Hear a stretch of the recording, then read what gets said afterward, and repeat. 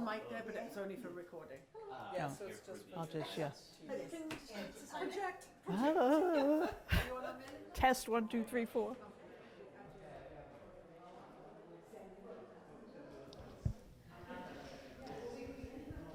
Good afternoon, ladies and gentlemen, and thank you for joining us. We are housed today in the Somerville Museum, and this lecture is brought to you by the historic Somerville. And my name is Eileen Schofield, and I'm the president of Historic Somerville. Thank you very much. Today, I'd like to introduce Barbara Donohue. Born in Boston, Barbara is a registered professional archaeologist who received her master's degree in history, historic archaeology from UMass Boston in 1990. Ms. Donohue's principal areas of concentration are New England historic archaeology and cemetery preservation. Her fields of interest include public interpretive plans, rural and suburban cultural landscapes, industrial archaeology, and archaeologic prospection. Whew, that was a lot. I got through it, yes. Ms. Donohue worked in 2 historic preservation management firms for 15 years before starting her consulting business 13 years ago. Major projects include the Central Artery Third Harbor Tunnel Project, aka the Big Dig in Boston, a specialized archaeological survey in Hanscom Air Force Base, locating artifacts associated with the Battle of April 1775, and a cultural resource survey of the Lakehurst Naval Air Station in New Jersey, where the Hindenburg crashed in 1937. She is the author of more than 100 cultural resource management reports, 5 HABs, HARE, documentations, 4 preservation management plans, 4 national register nominations, and has designed interpretive signage. And once again, I'd like to welcome you to Barbara. Thank you very much.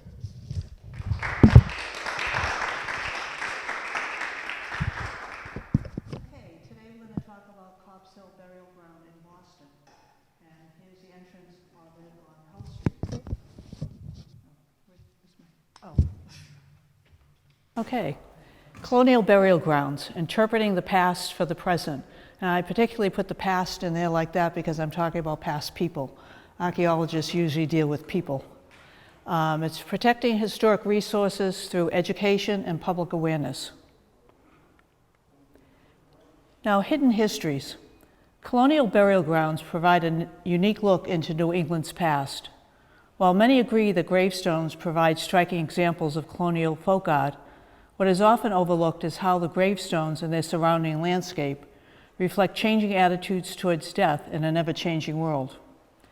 Research into church and town records often reveal a fascinating story that cannot be discovered in a history book. By history, I mean a detailed land use history, the goals of which are to understand the historic character of the burying ground, identify physical changes in the landscape design that often reflect changing attitudes towards death, and then put the historic landscape within the broader context of a particular time period. So you see how it changes in relation to how the town or the area changes and how different attitudes towards death are changing. Research facilities can include a historical society, historical commission records, a local library, city or town hall, city or town reports, registry of deeds, registry of probates, and church records. Now, these are general trends which are going through from the time the Puritans came over until the 19th century. The Puritans had God's divine purpose was where a select few would be saved, and they didn't know who the select few were. This led to agonizing insecurity that was perpetuated by their ministers. The death head motif was a reminder that one's fate was unknown. The burying ground was merely a place to bury the dead, with no thought of visiting the dead, commemorating the dead, or even maintaining the grounds. So it's just, and so the death heads were to scare people when they went to the burial ground. So that's how they perceived the world. Now, in the 18th century, people were becoming prosperous, especially in Boston with the sea coast and wharfing and the coastal business. The wealthy were concerned with providing for their happiness on earth rather than being worried about their future in eternity. New religions emerged, and the idea of the individual was gaining importance. The revolution led to a new order with the emergence of the Republic. In the 19th century, we have the burying ground dilemma. The burying ground was considered the most neglected spot in all the region. One response was a new burying ground that commemorated lives with a formal landscape design that was based on family plots and formal tree plantings, and the other response was a rural cemetery movement that stressed historical and commemorative function with family plots within a picturesque landscape design with curving paths and pathways. So that's generally what the big trends that were going on, just as a background, a little bit of context. So I just want to give you a really quick example of what a hidden history would be for a burying ground, because in history books you really don't get an awful lot of the background of a burying ground. This is from a preservation plan that I did for the Elm Street Cemetery in Braintree. I did this for the Braintree Historical Society. And part of it, we did a detailed land use history, an assessment of maintenance procedures with a development of a maintenance plan. Now, maintenance is also a very important issue here that you'll see as we go along. Conditions assessment, and at the end we did a GPR survey, ground penetrating radar survey, to answer research-oriented questions that we came up with while we were doing the rest of the plan. It wasn't just to see who might be buried where. Oops, shut it off. Oh, okay. Now, for Elm Street, the detailed research revealed a fascinating story of two burying grounds. The Parish burying ground that opened in 1717, and the Braintree Cemetery, a private cemetery that was incorporated in 1839. So while people today seem to think that this burying ground there is just the one that was associated with the church in 1717, it really is actually a merging of two cemeteries.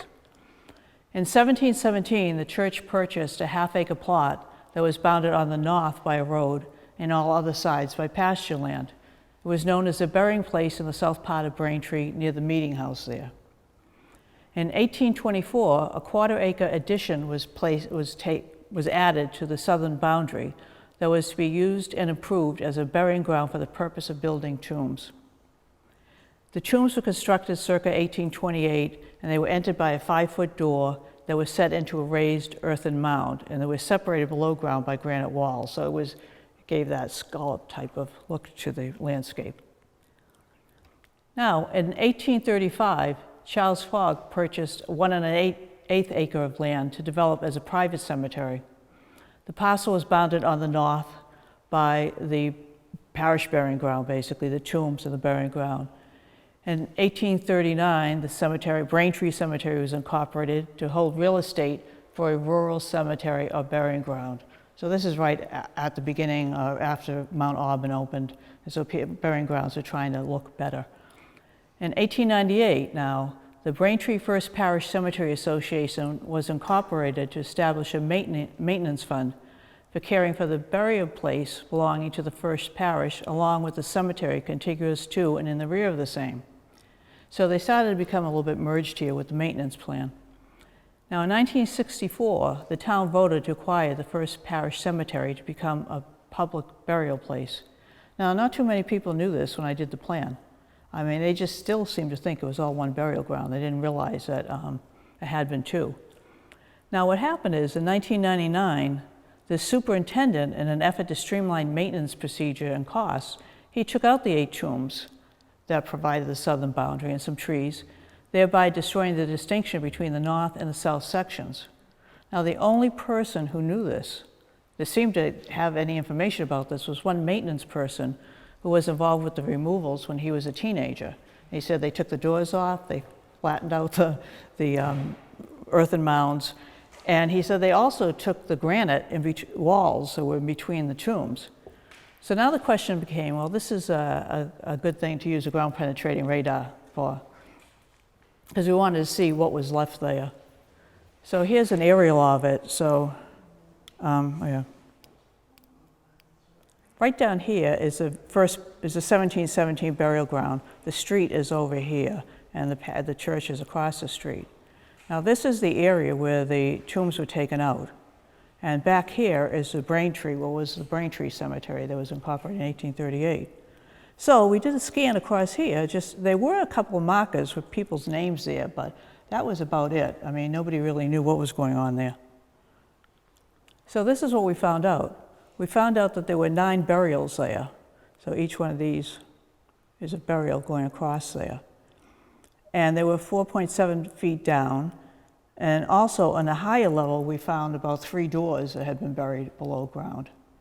So this is like a story that nobody knew about today, which is kind of odd when you think about really all this was done in 1999. You know, things get forgotten very fast. So what they did is they started doing interpretation and public outreach at the burying ground, where they have people get dressed up as people who are in the graves. Like this is, oh geez, this is the pastor of the church in 1717 and his wife. And they do this in a way to, you know, to get interest in the burying ground. And here it is. And every year they do it on the October long weekend. And they've extended it now into other burial grounds. Now, the lessons I've learned about colonial burial grounds, and this is from doing work in all of those ones listed above, and that's doing detailed research, is that they all have layers of hidden, forgotten histories that provide interesting interpretive information about the burying ground and the town. A public-private effort usually led to periods of maintenance and landscape changes. Like following the beginning of the rural cemetery movement, women held fairs to fund landscape changes in neglected colonial burial grounds. This happened at the Village Avenue Cemetery in Dedham and in Winthrop one in Marshfield. Even the presence of an advocate in the town, such as a cemetery commissioner, led to improved maintenance. Burying grounds seem to follow a bell curve of no maintenance, which appears to have began when the Puritan burial ground, where they weren't concerned with it. When a new burial ground movement is started or the public gets involved, and deferred maintenance, which is due to budgetary constraints of the caregiver. So the question is, why did I write a book? Well, Alex Goldfeld, who is a co-founder of the North End Historical Society, contacted me one day about writing a history of Copp's Hill. I met him over there with some other people, and I was kind of surprised that there really wasn't a history of this, seeing it's one of the bigger ones in Boston. So I suggested writing a history geared towards explaining why this burying ground looks different than the other ones along the Freedom Trail. And any of you who have gone along there know that the Granary and King's Chapel look totally different than this one. This has been developed with the pathways and differently. And hopefully a percentage of the profits could go towards a preservation fund for the burial ground. Now I just want to give you a little context on Boston. In March of 1630, John Winthrop and his followers left England to begin a new society in Massachusetts Bay. Members of the Puritan religion, they planned to settle a commonwealth where individuals accepted his place in society and quietly contributed to the welfare of the whole. At that time, Boston was a peninsula-shaped area. It was connected to the mainland by a thin neck. And the North End, which is right here, was separated from the rest of the peninsula by a creek, which was in there, marsh, and that extended between 2 coves. Here we have Town Cove. Now this is Town Cove, and this is Mill Pond. Somerville at that time was part of Charlestown, which is right over here, until 1845 when it was incorporated. And this is the earliest surviving plan of Boston Harbor. Now this is a rendition of what Copp's Hill looked like prior to being developed. There was a windmill on the top for a while, and this is supposedly the house of William Copp. He was a shoemaker who came from London, and he died in 1699, 1700. And there is, I mean, we don't know where his burial plot is. There's been a lot of changes in the burying ground, as you'll see. So, and as you can see, there was no roadways here. It was just the marsh area, and this is basically how it looked. And you have another little outbuilding here from his house. And this is Boston right before Copp's Hill was started. It was bought by the town in 1659. So this is how the town looked then. Here's the North End, and this is Mill Hill. which is where they took the windmill down from and they built the burying ground. Now this is Hanover Street, and this is Salem Street, and this is Charter. So there wasn't really much development over there then. It was basically pasture land. And as you can see, around this area had already started wafting out, and they hadn't done anything yet. Even Commercial Street isn't even here yet. Now, this is the original parcel of the burying ground. This map, I just basically say, it was done in 1903 by the city engineers of Boston. And in 1986, when the Historic Burying Ground Initiative started in Boston, they did an inventory of all the historic burying grounds. And they developed this system of the section letters, and they numbered all the burials just for their inventory. So it doesn't have any relation to how the place was developed or anything. Now, as I said, this is the original section. Due to overcrowding in Boston's first burying place, which was King's Chapel, the town purchased land in 1859 for what became known as the North Burying Place. It was entered from a gate on Charter Street. At the time, like say, the Old North Church is over about this way, so they came up and they went up Charter Street. According to the 19th century superintendent, the southeasterly section was used for burial of the townspeople, while the section near Snow Hill Street was used for slaves and freed people. And a lot of times the least, the harder the area was, I mean, not the best place of the burial ground would be used for people from out of town or from strangers who were in or whatever, and the people from the town would be situated in the better part of the grounds. Sometimes people or slaves or whatever might be buried outside of the grounds of the burial ground. And they have found tombs and stuff outside the confines of Cobb's Hill too. And it's been estimated that over 1,000 African Americans are buried in the open area up here by Snow Hill Street. So originally the boundaries were Charter Street. Snow Hill Street was just a path that led to the Charlestown Ferry, and this area was pasture land. Now, during this time period, gravestones from the 17th century, the early time, include some of the most important carvers of the period, and they provide examples of stones from other faiths. Now, the stone carver of Boston worked, and that's the only name they know him by at this right now, from 1653 to 1695 is when he carved stones. And his work is really determined by different parts of his stones, like the deep set eyes, triangle and triangle nose, the way his teeth are. He usually used all capital letters, and sometimes there's Latin phrases on his stones. And there's also like hourglass and crossbones and little things like that on his stones. Now, the Quakers, this is a stone of Nicholas Upsall, and he was a Quaker, and their stones are usually undecorated. Although there have been Quaker burying grounds in Lynn that have been found that are totally, really decorated a lot. So Nicholas he lived in the North End, and he owned what was called the Red Lion Inn. And one day he bribed one of the jail keepers so that two Quaker women who were held could get some food. Now, he was caught doing that, and he was brought to court, he was fined, he was banned from Boston, and he ended up spending 2 years in Rhode Island. And he came back to Boston, and they let him back in as long as, they said he could live in Dorchester, as long as he didn't preach Quaker teachings anymore. So he was in Boston when he died. Now, in 1699, the town voted to enlarge the North Burying Place because it was overcrowded. And basically this would be just a field where people were buried in. And it became harder and harder as time went on to get people buried near their relatives and situations like that. So in 1711, nothing happens too fast, the town bought the part of the adjacent pasture, which at that time belonged to Judge Samuel Sewell. Hull Street, which is the location of the present entrance, which is right about here, had been cut through the pasture in 1701. So excluded from the sale of the plot, this is the first edition, I guess you could say.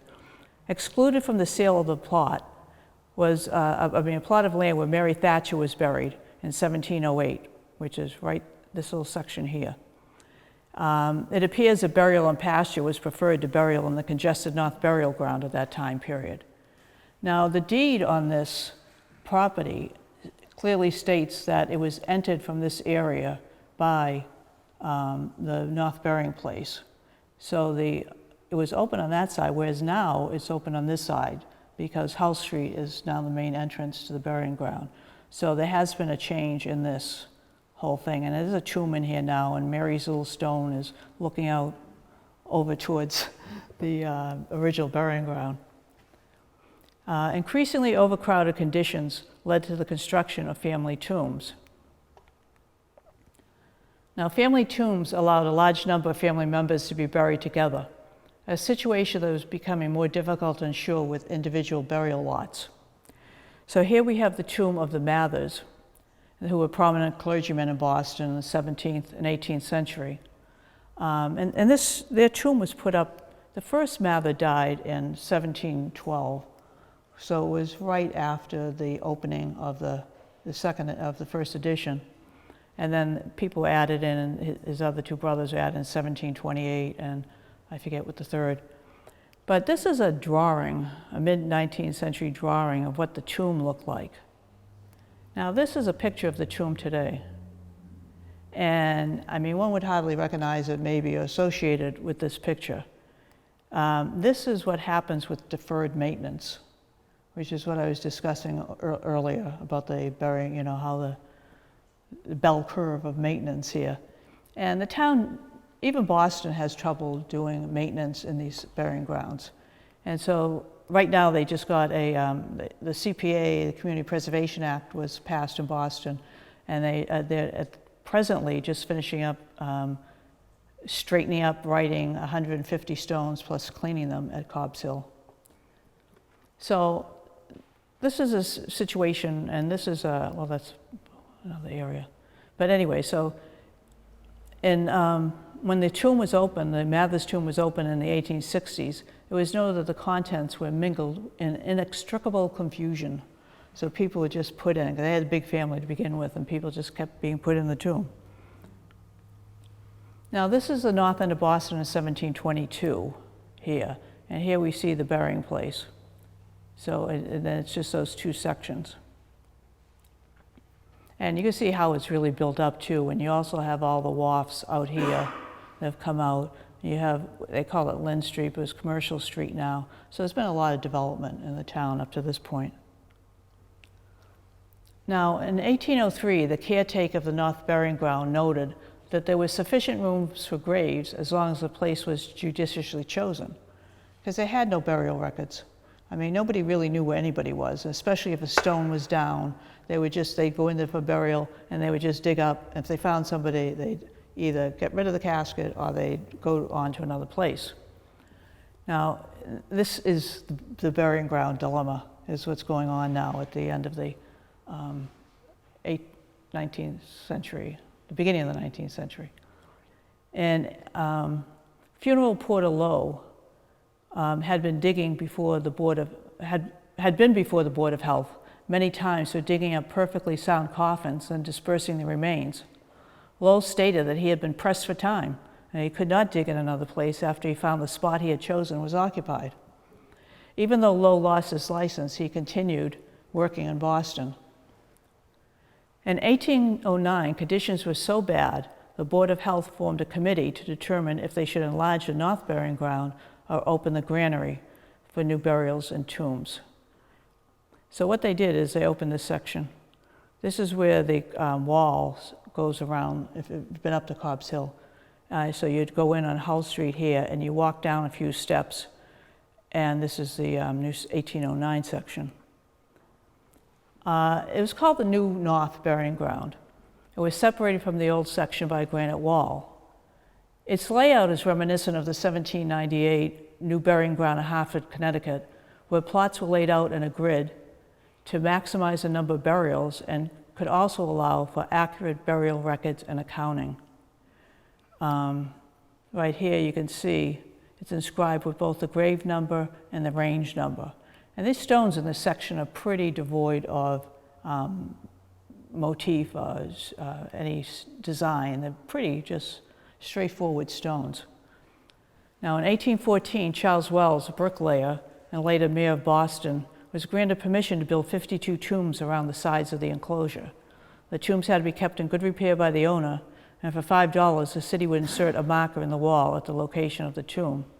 This is sort of just a view into that area, and you can see back here where the tombs are. And you can see for the most part, these are gridded out. They're in rows, and they have very little design on them. They're pretty straightforward stones. Now, the last addition to the burying ground was the Charles Street burying place, which is right here. In 1819, Charles Wells purchased a plot of land abutting the burial ground. The area was fenced in, and with the consent of the town, he constructed 34 tombs in this section. They were numbered, deeded, and ranged in price from $100 to $200. At some point in the 19th century, the fence was taken down, and the parcel was included in the North Burying Ground, so it all became one area. But at this point, these first two sections of the burying ground were in a chaotic state. They were just basically grassed. There was no pathways, and it was just confusion as to where people were in there. And the two 19th century additions with their planned landscape were a sign of the things to come. Now this is at the end of the 1896 map of Boston, where you can see how by the end of the century, this area was laid out with these little circular areas, pathways. Here's the and it was a pathway in here too, which you can't see today. And I gather this would be the final parcel. Now, in 1821, the Health Office defined general regulations for burying grounds. At this time period, the neighborhood boys were said to run wild through Copp's Hill Burial Ground when no one was in charge, because they only had a superintendent maybe half of the year. Sextons were involved. They were the grave diggers for the church. They were involved in tomb speculation, where after an owner died, the sexton would clean out the tomb, erase the family name, and sell the spaces to the city to bury strangers. Neighbors related how they had seen loads of coffins removed from the tombs. A full-time superintendent led to changes in the landscape of the first two sections. By the end of the century, the grounds were laid out in regular alleys with gravel paths, trees were planted, and many gravestones were moved to form geometric rows. Now this is an example in there how they were moved in rows.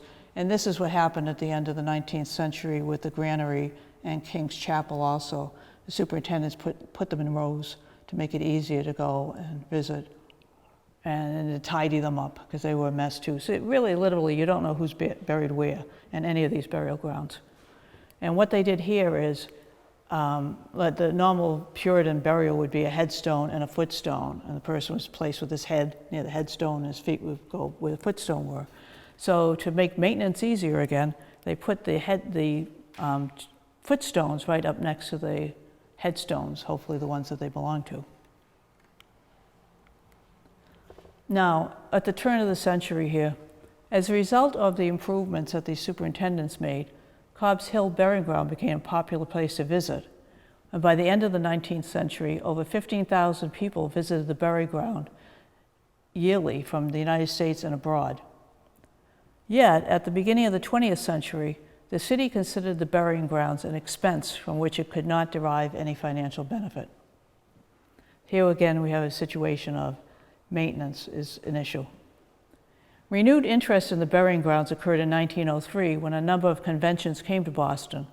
At that time, a guidebook described Copp's Hill Burying Ground as a picturesque breathing place in a squalid quadrant. Today, Copp's Hill is one of the biggest tourist attractions in Boston. Now, the 21st century, what's going on up there? We have two things happening. We have a loss of colonial folk art, and these are all due to maintenance issues. Here we have Joanna Buckley in 2008, and her face is on the cover of my book. And here we have her in 2018. She's pretty well covered up. You can't see any of the design.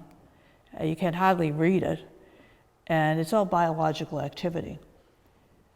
And this is occurring on a lot of the stones up there. It isn't occurring in Granary and King's Chapel, but it is occurring up here. Oops. Now here's another example of two more stones up there. And this is really, the biological growth is quite big on it. And as you see, it's really just destroying the stones in the sense of really reading them. And a lot of the stones up there are like that. And here's another one where you can't really see it. And it's hard because I have a map in the book, and the people who I talk about in the book and the photos I have in the book, in the map, I have them highlighted and then numbered in the book so you can actually go see them. And I was up there like about half a year ago, and I was going in to make sure that I could find the people. Well, I guess I found them, but I couldn't read the stone. So it's a shame. And the other thing that's happening because of this deferred maintenance is the loss of history. Now, the Siemens Monument, which is at the corner of Hull and Snow Hill, if anybody's been up there, was constructed as a testimony of respect to that noble and too little valued class of our citizens, the seamen, who established Boston as a world-class port during its early settlement. Unfortunately, by the mid-19th century, these men were living together in a world where life at sea was no longer important. Located at the corner of Hull and Snow Hill Streets, the monument was dedicated in 1851 by Reverend Phineas Stowe, who was pastor of the Baptist Bethel Church, which started in the North End for the seamen. And this is part of, when they were advertising for the dedication. It was funded with contributions from seamen and their friends, as the worn-torn sailor often died homeless, friendless, and penniless, and he was buried with no religious service. So this is why they built this tomb. And it's important because it really relates to Boston, one point in Boston's history. Now, this is the tomb during the season when the trees are in, leaves are out. You can't see it. There's really nothing there to tell you about it either. And this is how it looks otherwise. People, I've been up there a lot, and people just walk by it. You don't really know. And there's another picture of it. So it's really too bad. Final thoughts to take home, maybe? Proper maintenance is a real problem with most colonial burial grounds. Today, state, town, and city budgets have little to no money for colonial burial grounds, leading to deferred maintenance and no maintenance. And this is the truth. I've given talks in every burying ground, cemetery that I've done a preservation management plan for. And the people, when I talk about whoever comes, when I discuss the history of it, they are really shocked to know that there is no money in the budget for the burial ground. And so we devised like a maintenance plan for it, but the DPW or whoever in the town doesn't want to deal with it. And the thing is just to let them know it's baby steps how you start doing these things. You don't have to do the whole full-fledged plan right away, but you have to start doing something. Colonial burial grounds are fragile resources and need special care. Well, I firmly believe that people are willing to help. They either don't have the time, don't know the issues, or just don't know what to do. What I'm hoping for is that some sort of other public-private effort might come about, where, like the women in the for the rural cemetery movement, how they had fairs or whatever, but somehow maybe that's what was hopes for this plan. The fund that the North End Historical Society was going to start, that maybe start by little and then they could get more contributions. But then when I was ready to give them a check, they said they couldn't do it anymore because they just didn't have the people. They didn't want to be responsible for the fund. So now it's just money sitting in a bank account. I'm not sure what to do with it. So preservation management is key as it ensures the protection of valuable cultural resources and the historic fabric associated with those resources for future generations. History leads to interpretation, outreach, and hopefully public support for the burying grounds. An assessment of them leads to a maintenance plan, treatment, and hopefully sustainability for these burying grounds. And that's it. Anyone have any questions? Question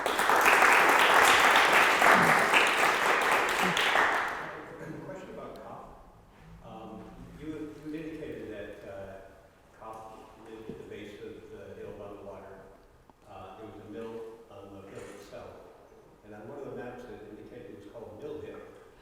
But Yeah. then it was sold in 1659, I'm assuming by Copp, for the purpose of turning it into a cemetery. But was it referred to Copp Hill at any time? I never could find out when the name changed. It was called Mill Hill because the windmill was up there. And then the windmill, I read two different things happened to it. It was given to, I forget, someplace, and then it was given to Watertown. Now, so it was taken down and was taken somewhere else, but I could never find when it was named Cobb's Hill. I don't know. And and basically you cannot find any of these a lot of these early tombstones, because of when they move things around or maybe they get knocked down. Some of the earliest tombstones were found from slope wash, when a lot of this, when they were fixing it up and whatever, it rained a lot, and then these stones they were flat in the ground, they got uncovered. So they were put someplace, they're put somewhere in there. But it's very hard. There's a few of the Cobb's Hill family members are there, but I forget where they are, but there are some there, and I think it's two of his sons, and they date to the late 1600s. But I don't know when it changed its name. But it was known as Mill Hill after the windmill was taken down. Yes? What's the biological process you were talking about that wrecks the stones? It's a lichen and different things that start. I'm not the expert on this. Barbara is, but oh, there you are. I couldn't see you. Barbara could tell you more about that. She's a conservator. That is not my expertise, but. The reason that those have grown back so much is really a real question. I don't know why they would have done that, except possibly if there was residue on them from, soap or something that was used. Maybe it's encouraging the growth of the lichens. And the other thing is that lichens tend to want to grow in purer air, and our air has improved. So in fact, in the past, we didn't get so many lichens, we're getting more now. Yeah. But the lichens grow, historically they grow very slowly, but these are growing really fast. So I don't know what exactly is going on here. We usually use a biocide when we clean. I work on historic graveyards as well, and the conservation of the markers. And we usually use a biocide called D2, and you can usually expect that to keep the lichens down for about 5 years.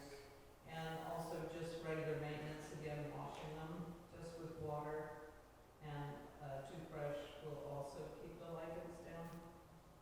So Yeah, I think what's the interesting. lichens themselves are, they're a fungus and algae, and they produce an acid that goes and basically dissolves the stone in order to get the nutrients out of the stone.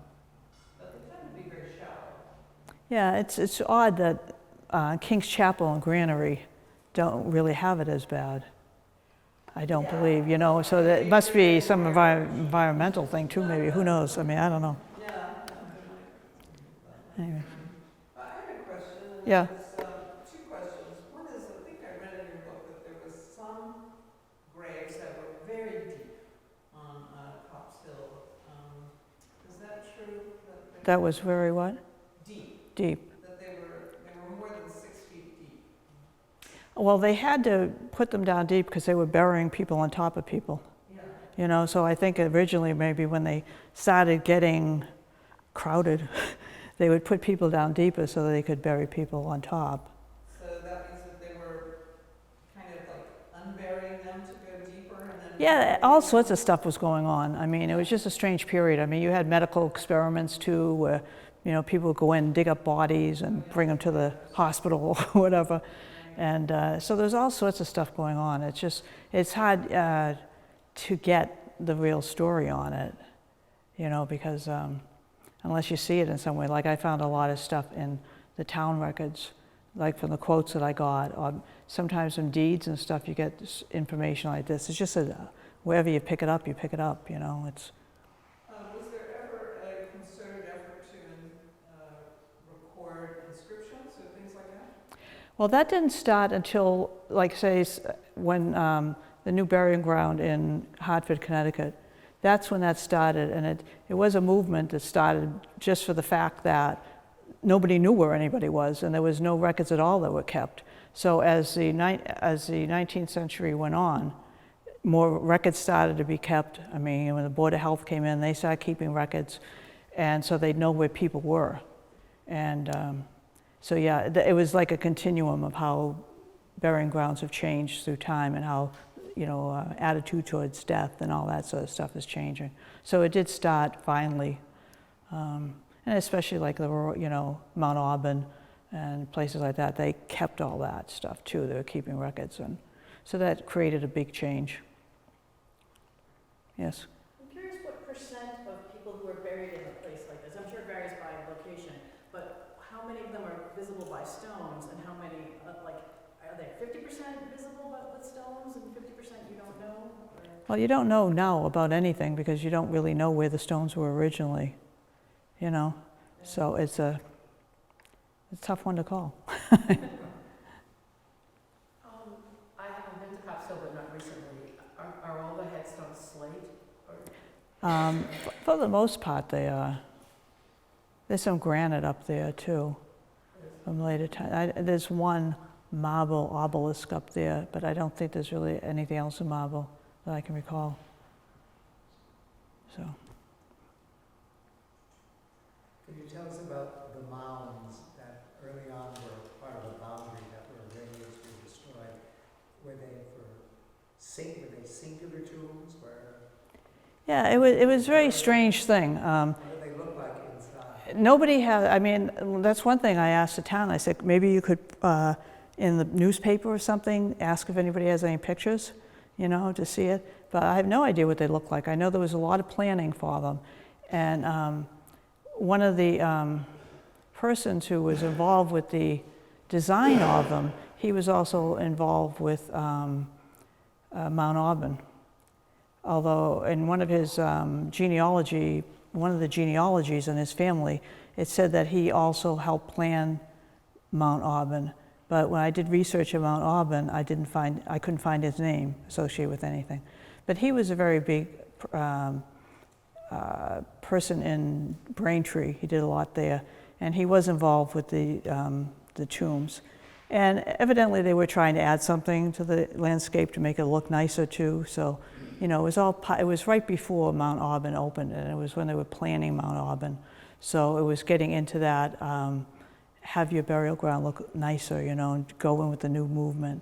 And a lot of burial grounds did that. They tried to change, the older colonial burial grounds tried to change the interiors of them so they would look nicer. You showed the quote that says, a breathing place in a squalid quarter. I'm wondering, did you find, was there pressure with immigration, or was it like a harmonious use of that space? Could you just say that? The fence all the way around where immigrants are prevented from entering. Yeah, they were talking to, at that same time period, that there were a lot of boys, Italians were still there, I guess, at the time, and they were waiting outside the burial ground to be tour guides. They'd accost people as they were going in and this sort of thing. And so evidently the area wasn't so nice, but the place was just, you had the walkways in there, you had the really, it was a nice place to visit. It was a nice place to walk around. And I found that too when I was doing research for the book. I went online, I went on the internet just to see what people were saying about it today. And they did, that's one of the things they liked about it. They said it was very peaceful, they thought it gave you a good look into the past and things like that, and they had appreciation of what was going on. Although, you don't know where anybody is, but, you know. But yeah, it's just a whole, you know, that whole movement, pastoralism and just trying to create a better landscape. I mean, it did work. You see people, I mean, they have graphics of people from the time period sort of walking around in there and just, you know, enjoying it. Are there any Italian names on Any? tombstones? Any what? Italian last names? Or had they stopped burials? You know, I forget when they stopped burials. They were somewhere in the mid-1800s, I think. Although I think there may be people stuck in there afterwards. Yeah. But I'm not sure of all the names in there, but I don't think so. I don't know. They do have there is a book on Cobb's Hill that was written by, I think, Charles Wells. He was a grandson of the Charles Wells who put the tombs in there. And he has a book out on it. And what he has in the back of his book is a total inventory that they did in 1986 of all the stones and people who were there then. So if you ever were curious, that would be the place to look in the back of that book. Anyone else? Well, ladies and gentlemen, I'd just like to join me in thanking Barbara very much for a very interesting lecture. Thank you so much. Oh, you're welcome. You know, I get confused.